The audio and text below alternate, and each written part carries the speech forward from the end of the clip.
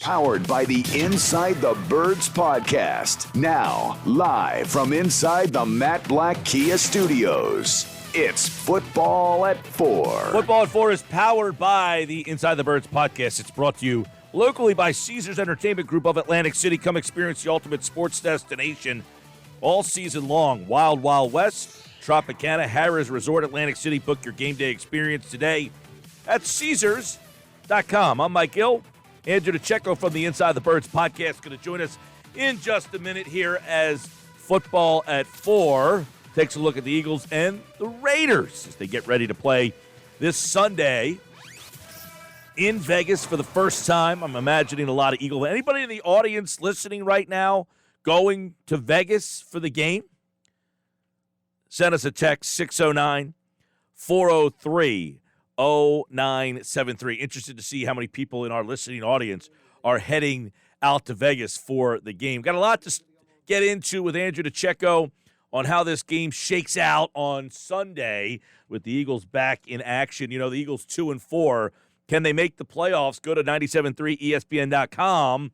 There's one big reason why they may be able to make the playoffs, and they have the weakest schedule left in the NFL. From this point forward, they have the weakest schedule left in the league. The most difficult stretch. They faced 6 teams that were a combined 20-14 over the first couple of weeks of the season, including the past two, the 2 teams that made the Super Bowl last year. So they got that going for them. But to get there, they really need to make a lot of changes and tighten some things up. And that's where we bring Andrew DiCecco in during Football at 4. Andrew, what's going on, man?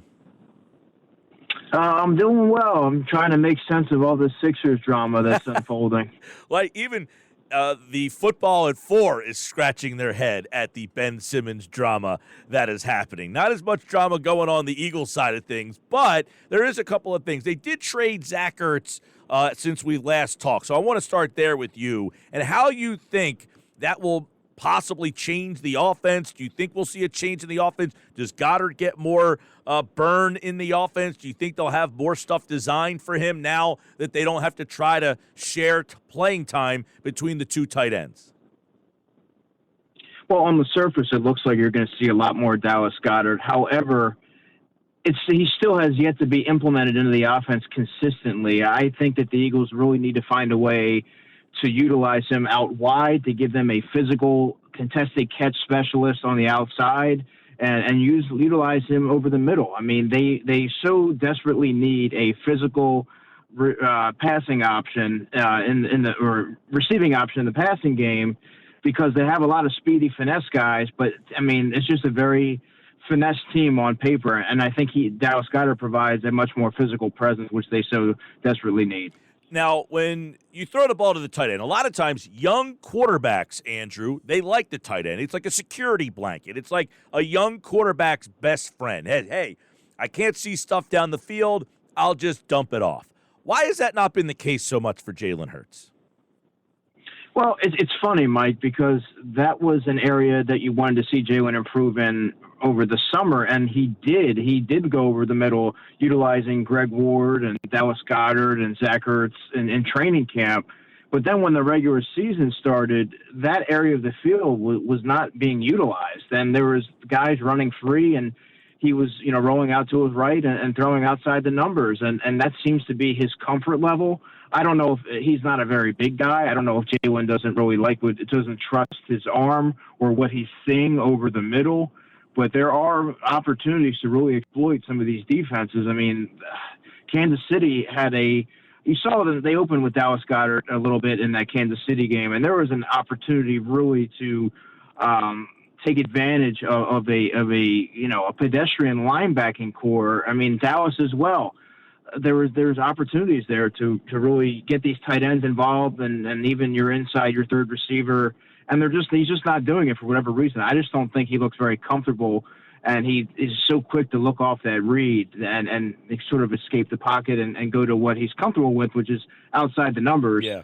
Hopefully now you start to see a little bit more of a balanced offense now that you have your top tight end and Dallas Goedert, and you don't have to worry about sort of satisfying two different players and making sure they're all getting their targets and things of that nature. Shane Steichen was asked today, he said obviously Goddard's role will probably pick up a little bit more. And then there was a follow-up saying, hey, we've never really seen him as the number one guy for an extended period of time.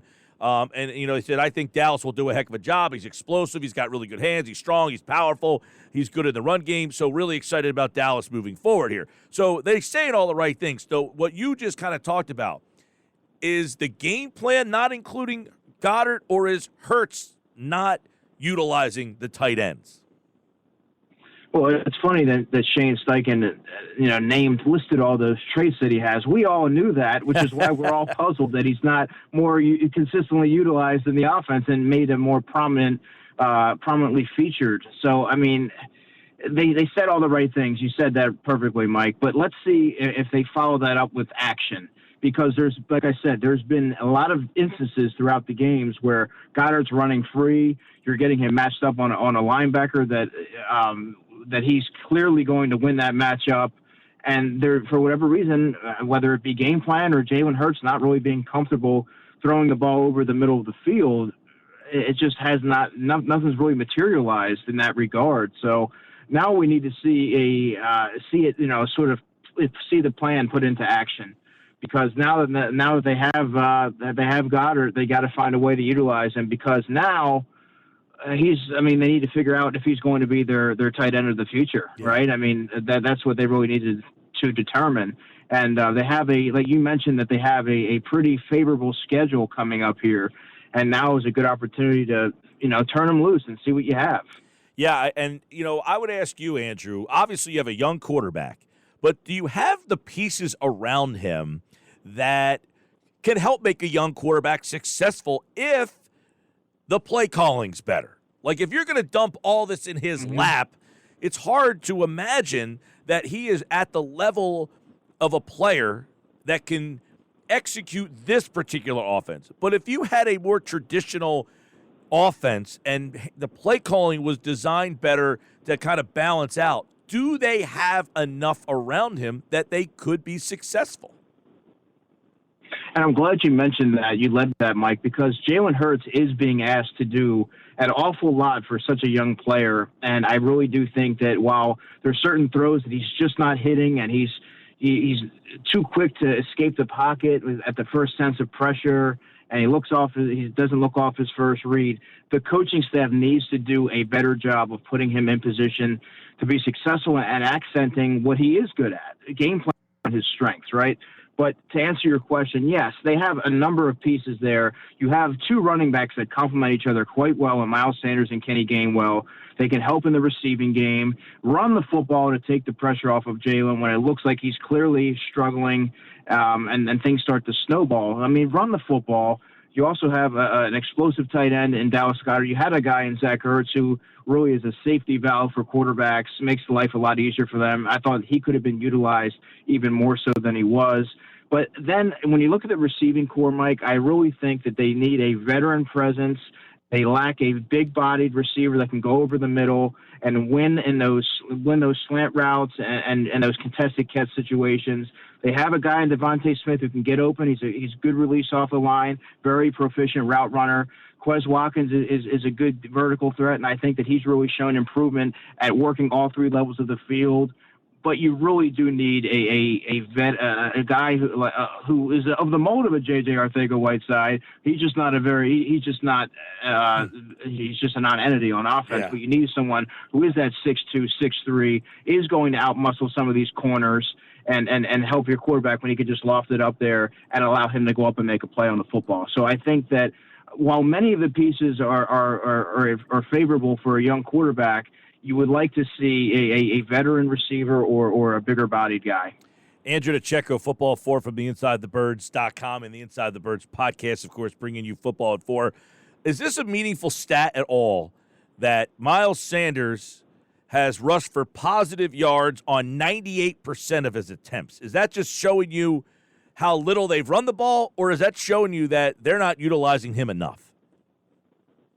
Well, they're showing that they're not utilizing him enough. I mean, you saw last night was a great example, right? I mean, you saw Derrick Henry, and I'm not comparing Derrick Henry to Miles Sanders, but the first couple of carries, the Buffalo Bills defense was very stout against Derrick Henry. He wasn't getting much yards, but the Titans, they stuck with their formula, their winning formula, and they continued to pound the rock, and you saw positive things start to happen. That's what the Eagles really need to do. That's what I thought that they should have done to the Tampa Bay Buccaneers. Obviously, they are a very stout run defense, but you have to keep going and keep trying because eventually you're going to break something. And Miles Sanders has shown in his limited opportunities that he can get positive yards in chunks, and you saw last season, and again, in a limited sample size, that he's able to take a play and find the crease and create big plays. And they really need to do that, especially when your quarterback is off the mark and struggling. You have to find a way to get him settled into the game, and you have two running backs that can help in that regard, and they need to do that.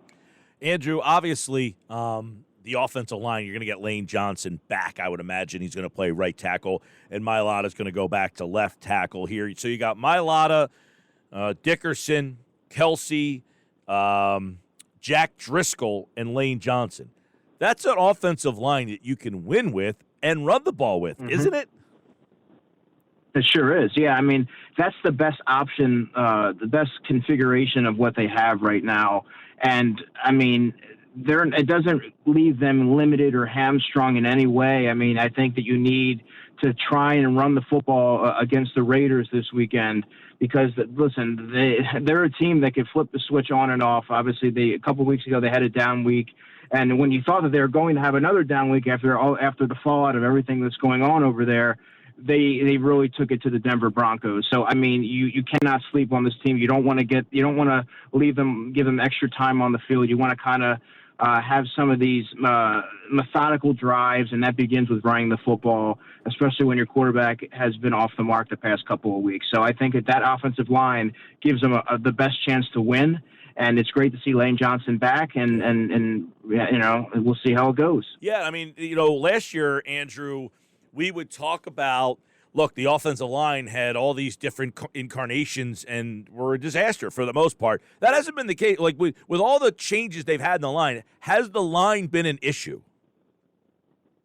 Outside of, Andre Dillard looked fairly good up until last Thursday. He got whipped but Thursday. You know what? Yeah, Thursday was not his finest hour, but I will say that by and large, Mike, the offensive line has really stood strong, and that's sort of a byproduct of a lot of these guys having to play a lot of snaps last year. In the case of Jack Driscoll and Andre Dillard played. He didn't play last year, but he played a decent amount as a rookie. So these guys weren't necessarily being just thrown in there. They have some experience.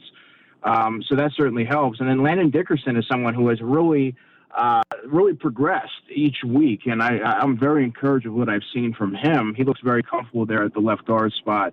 But yeah, I mean, they really have held up strong in Lane's absence, and now they get their strongest lineup back outside of obviously Brandon Brooks there at right guard. But I mean, yeah, they have to find a way to move the football consistently against the Raiders. Yep, and we will obviously break down the consistency in moving the ball against the Raiders when Andrew's back on Thursday's edition of Football at Four. And, let's take a look at some of the defensive things. I talked about this yesterday with Moshe. I want to get your opinion. When a team has a bye, they don't have a bye till the 12th week of the year, but you play Thursday night, you get a chance to self-scout and kind of reevaluate things with these 3 extra days. Do you anticipate or would you recommend any changes specifically, I guess, on the defensive side of the ball? I don't know that there's any changes you would really make offensively. I don't think there's anybody that deserves to get benched or look to be benched. But is John Gannon looking at his defense and thinking about changes with these 3 extra days? Is there any guy that maybe helps this defense out a little more? I mean, that linebacker situation is just a musical chairs. It's a very porous unit. I think you could see a little bit more Davion Taylor. I would play T.J. Edwards a little bit more. He's more of a physical thumper in the run game. You're sort of really limited with the personnel that you have, Mike. I mean, I might find a way to incorporate a little bit more Milton Williams in there to help with run defense. And, I mean, there's not a whole lot. I thought for the most part, especially, I mean, the Jonathan Gannon's defense, they got some timely stops against the Buccaneers. It's just the offense wasn't playing complementary football, and they weren't able to reciprocate that. And, eventually the dam will break against a guy like Tom Brady, and that's what you saw with the defense. No, you're right. I mean, I talked about this a little bit Friday and with Moshe on Monday, which is, did Gannon make, some tweaks to the defense, adjustments, or did the Bucs take their foot off the gas a little bit? Yeah, I think it was a little bit of both. I think the Tampa Bay Buccaneers they didn't obviously fear the Eagles' offense, and once they built a pretty significant lead, to me it felt like, being there, just sort of seeing how there were opportunities that they could have put up 40 easily if they wanted to, 45, 50 points on the Eagles, but it just seemed like they were almost toying with them a little bit, and they took to the ground game with Fournette, and they found success there. And they really were just draining the clock, for the remainder of that second half by and large. So, I mean, they could have, there was opportunities there for them to really exploit the defense if they wanted to. And they started to wear down. Leonard Fournette took some of those guys for a ride. And I would expect to see much of the same with Josh Jacobs this weekend. All right, we're talking with Andrew DiCecco here. And, of course, football at 4. We get you ready for the Eagles and the Raiders. By the way, Eagles are 7-5. All time against the Raiders in the regular season. They've won the last 2 games. They've won 3 of their last 4 as well, and 7 of their last 10 against the Raiders. And obviously, this Raiders team is a little bit different than the one that started the season, but they were pretty impressive. So give me an initial thought on the matchup with this Raiders team. And I guess you're kind of going off of what you saw. They just looked pretty good on the road against Denver. Were they different from the team we saw with John Gruden? Well, it seems like they're playing. They played. It was a spirited first game with their interim head coach that they have there.